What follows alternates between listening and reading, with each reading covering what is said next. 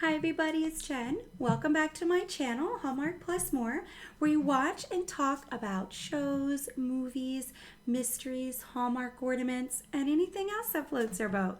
So hopefully you were with me when we kind of watched the episode together. So we're just going to review it.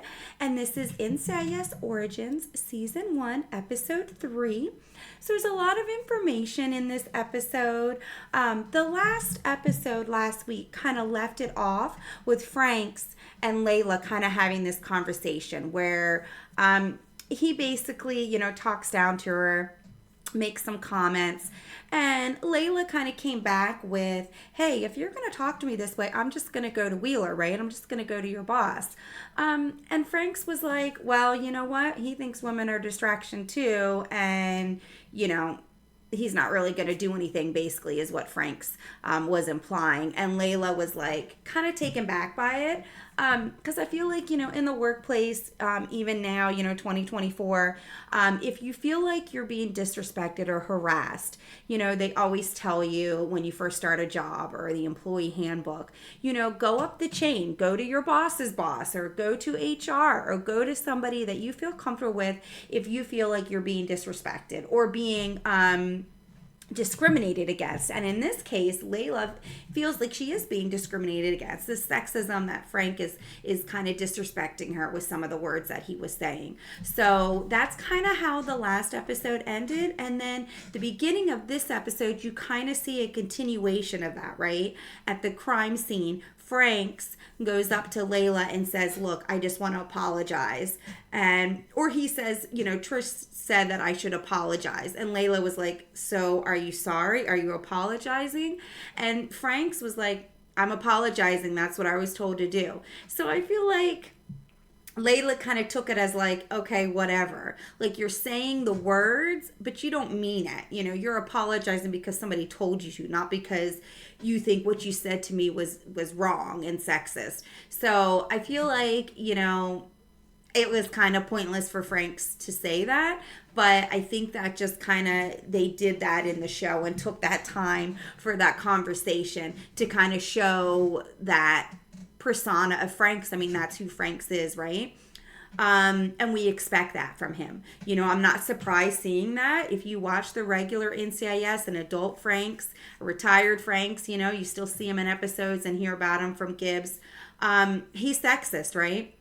We knew that a young Franks was going to be the same way. So it's hard to watch, especially as a woman, but you kind of expect to see that. So I don't feel like that helped the situation with Layla because she was like, do you mean it? Well, I was told to apologize and I apologized. Was really all Frank's really said. So, that's just Frank's being Frank's as much as I don't approve of it. So getting into the episode, it was definitely interesting. Gibbs went rogue. Again, which we know he does in the future too.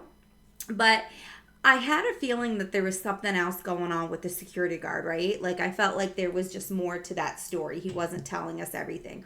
Obviously, Gibbs felt the same way because he locked him in the elevator, which I think is kind of one of those hints there that you see, you kind of smile if you're an NCIS fan, right? Because in the regular NCIS show, you see Gibbs do that. You see the other characters do that.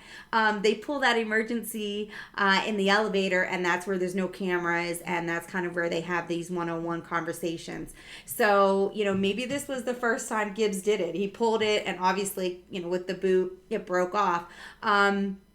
But you're going to see, throughout, I guess that's where it started because as an adult, years and years and years later, when he's the boss, he still does that, pull the emergency in the elevator. So that was kind of cool to see that because we know that continues.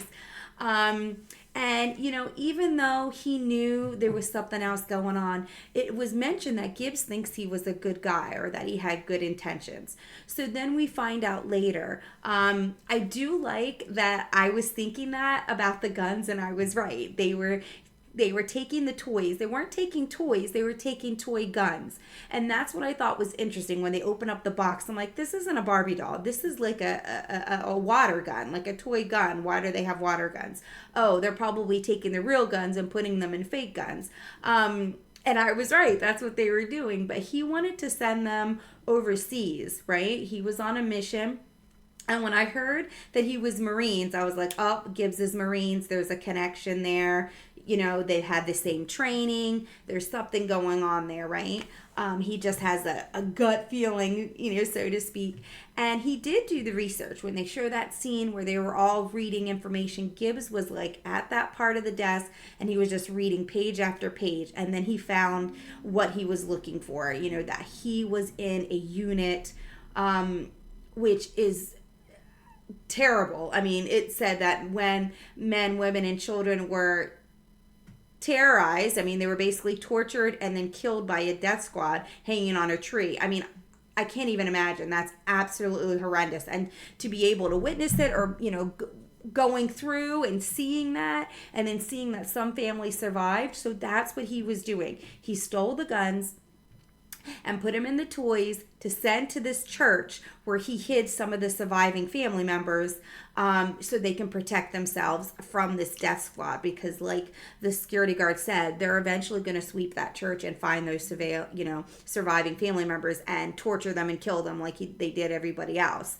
So, I mean, I know when you join the military and in the Marines, you see these horrific acts, right? And you just feel the need to help if you can. So the security guard thought he was doing the right thing. However, he did break the law.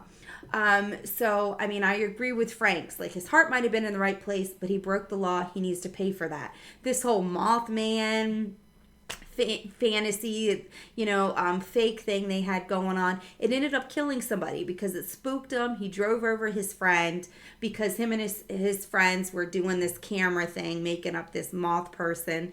And it spooked him, and somebody died because of it. You know what I mean? So you got to take responsibility for your actions. You know, you have good intentions, but you still can't take the law into your own hands. You can't take it into your own hands and go, I want to arm these people to defend themselves. It is a very, a very nice gesture, very patriotic gesture. You want to supply them with guns so they can defend themselves because the bad people are coming after them. I get it. But you have to go about it a different way. You know what I mean? You don't use your resources as a security guard to break the law and rob guns and then rob the toy store and put them in guns and then ship, good things, but you can't do that. You can't take the law into your own hands. And what I love about the end of the episode, whether Frank was a part of it, which I personally, think that he is, because I think he does have a sweet spot. I think he is a good person. He's just sexist. But I think he still has a good heart, because you heard at the end that the military was able to go in and, rescue the families in the church before the death squad got to those surviving family members. So in the end, the security guard was trying to protect them by arming them. And in the end, they were protected. They were rescued. So there's always that happy ending, or a silver lining, so to speak. I wouldn't say it's a happy ending because their families were tortured and killed, probably directly in front of them. I mean, that's just terrible. I can't even imagine. That's horrific. But at least, we were able to go in and save the surviving family in the church. But again, the security guard is definitely going to have to go to jail for his part in it. And because somebody actually died, somebody has to take responsibility for that. Him and his crew were doing the lights and the shadows with the cameras and trying to freak them out. And in the end, somebody died because of it. So, I mean, you got to take responsibility for your actions. I'm just glad that their families were saved, at least the ones that survived. And then, you see in the end, Gibbs was like, look, this job is all I have. So Franks was basically saying, you disobeyed orders. Don't do it again, and you can stay. If you do it again, you're out. So I think there was a dynamic there between Franks and Jackson that was unexpected. I didn't really expect to see that. So I thought that was interesting for sure, just to see that they kind of knew each other. Well, I guess we knew they knew each other because we know Franks was in charge of the investigation of Shannon and Kelly.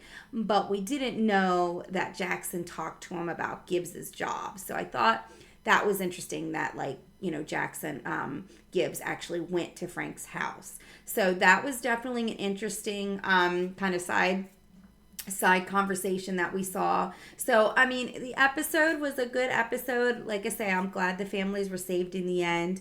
It's going to be interesting to see as Gib develops. I mean, you kind of saw that anger with the argument he had with Jackson, which we expect, right? Because even as an adult, he had a rocky relationship with his dad, and they argued. Even as an elderly father, he still had those arguments with Gibbs. So we kind of saw that. I thought it was very touching that his dad went back and got the box of rules, because he still follows them. I feel like at this point Gibbs is trying to get through the grieving process and find out who he is. He's trying to find out the person inside of him, because he thought the person inside of him was a husband, was a father. He had this life, and that life has fallen apart completely, and now he's trying to search for what is his place in this world and where is his life, and so I feel like he adopts these rules that he threw out and said he didn't need, but his dad went back to his trash can and got them. And I feel like at some point, Gibbs is going to see that Jackson saved the box, and that's where you get the Gibbs rules, right? Because in the regular show NCIS, he says rule number 9, so he does at some point remember the rules and actually follow the rules, that we found or saw from his wife. So I thought that was a touching moment that Jackson went back and got the box. How Gibbs is going to figure that out and see that, Leroy, we're going to find out. But at some point, we know he does go back to adopting the rules, and he goes back to that. So that's going to be interesting to see as well. So I appreciate you, watching with me and reviewing with me. If you enjoyed it, thank you so much for watching and subscribing. And we will talk next week with the new episodes. Bye-bye.